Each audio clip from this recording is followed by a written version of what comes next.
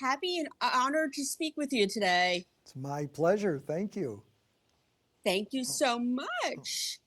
Are you, Rachel, are you going to be able to record as I'm doing this on my phone, please? Yes, we're recording on our end. All right, lovely. Just let me know when to begin. You're good to go. Do we need All your right. picture? Sorry. Oh, yeah, no, you don't want to see me today. Okay, that's fine. But You're good to go. anyway, thank you. So, Sheldon, why don't you tell me a little bit about this incredible season we're here to expect? I mean, every season is more amazing than the other. So what can we expect to see this time? So we're coming into season 7, and I think what you're going to find in season 7 of Hearts of Heroes is just a little bit more of me getting immersed into the action. You're going to see me know and feel what it's like to be that first responder on the line. And I say on the line literally. I'll give you an example, Sammy. Recently in Kansas City, I was hung 120 feet in the air on a rope, waiting 20 minutes for a firefighter to climb down another rope, latch himself to me, and get me down to the ground. You can think about what it's like to be 120 feet in the air hanging, but I can tell you when you're the one hanging up there, that is not a good position to be in. Seeing the heroics of what these first responders do firsthand is just incredible. I'll give you another example of what you're going to see this season. Recently, I was suited up in fire gear, went into a burning house, 750 degrees the heat was. Clutter everywhere. Smoke you can't see. Hoping my oxygen tank would last. We were trying to get to a position to find a simulated person in the house. Finding them was one thing. Getting them out was another. When you can't see and you're in that environment, and I can't even explain to you how hot 750 degrees are. It is unbelievable. So you're going to see more of me being immersed into these scenes this year. You're going to see incredibly heroic men and women doing what they do best, which is rescue somebody in need. That's what you're going to see in season 7. And what do you think makes the show so successful? Why do you think people enjoy it so much? I think we bring an element of education, we bring an element of entertainment, and we bring an element of gratitude. Education to the viewers in that there are things we can do to be better prepared for situations. What are we doing with our home, our family members, in the event of a storm, in the event of a fire, in the event of our cell service going out? Where's our rallying point? Is it the local school, the local church? Where do we go to get reunited? What do we have as a preparedness kit? What's in our to-go bag? Do we have our medicine ready to go? Do we have our cell phone batteries, chargers ready to go? So we're bringing education. I think we're bringing, like I said, gratitude to these heroic men and women that run in while we're running out. And I think when you see somebody being rescued by somebody who put it all on the line, reunite with each other, you get that moment in time that it's heartwarming, and it's a great show to watch. And like we now know going into season 7, we think we're just getting our traction going. And what hero throughout all 7 seasons has had the most impact on you, or whose story had the most impact on you, and why? You know, there is a story, a young man, he was a volunteer firefighter. He swam into the mouth of a 9-foot alligator, and it was all on film. He had a drone above him that was filming him, and you saw this alligator and he swimming right toward each other in the water, and you're almost screaming at the TV to say, stop, get out of the water. It's too late. He was in the mouth of an alligator. How he got out of it, nobody can explain. He got out, he got up to the shore, he went to a home, a stranger's home. They called 911. Crazy enough, it was his own platoon from the firehouse that came to rescue him, the EMTs. They got him to the hospital. He survived. It was an incredible rescue. When we got to meet with him, and in the episode, he was all wired up and he had a talk with his teeth being wired. But what a heroic rescue. What a incredible young man. And that just stands out to me as one of the highlight episodes of our tenure. Yeah, and you've been working with the lovely and talented Ginger Z. Tell me a little bit about that experience because she is absolutely amazing, She's as are terrific. you, of course. She's terrific. And again, going into our 7th season, I think we really got a good thing going.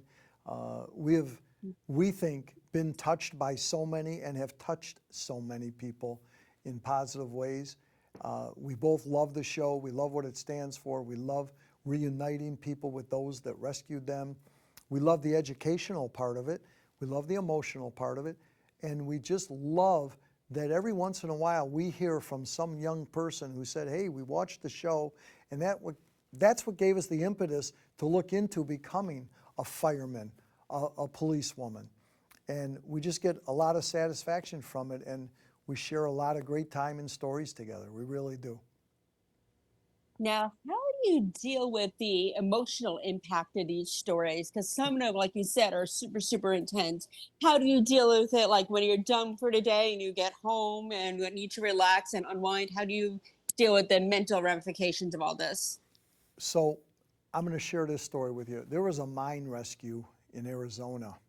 A young man, a college student, was riding his four-wheeler, fell into a 50-foot mine.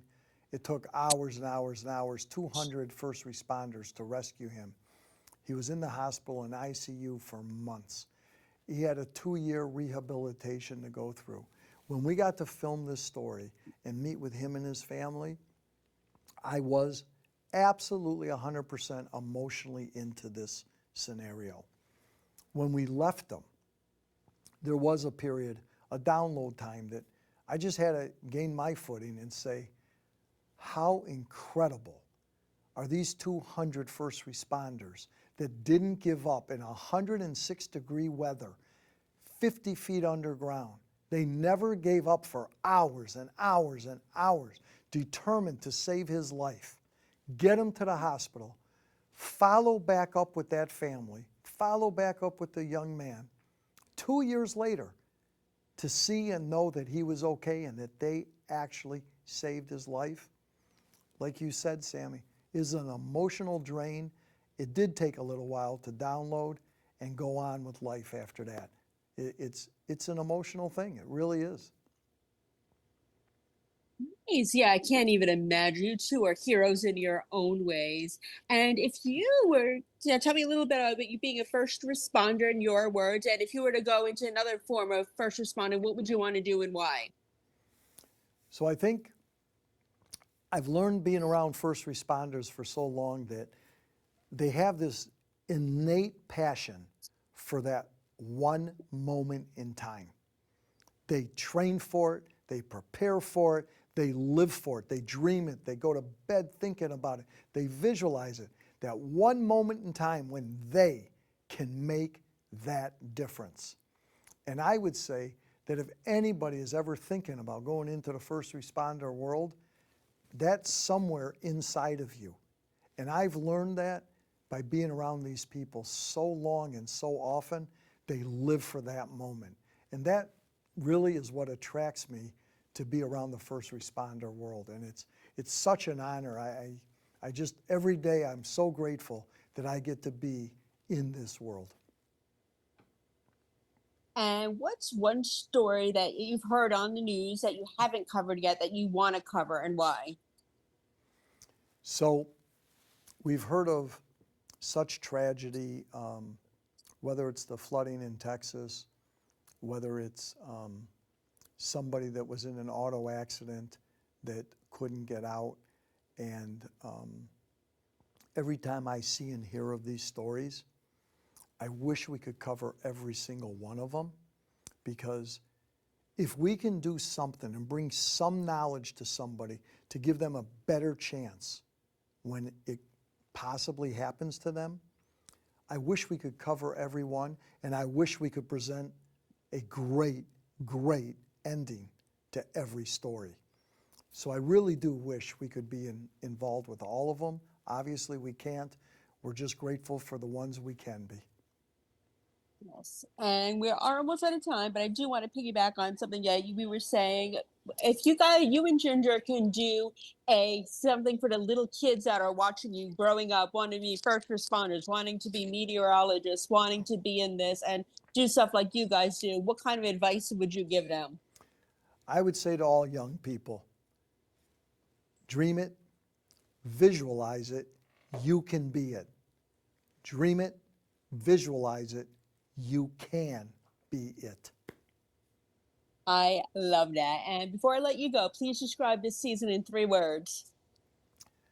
Educational, grateful, and heroic. Yeah, amazing. I love it. You and Ginger are such amazing heroes in your own way, and both inspired me in so many different ways. Both of you, please tell her that. Thank you so much. I hope we talk again soon. Thanks, Sammy. Be well. You too. Thank you. Bye, guys. Bye-bye.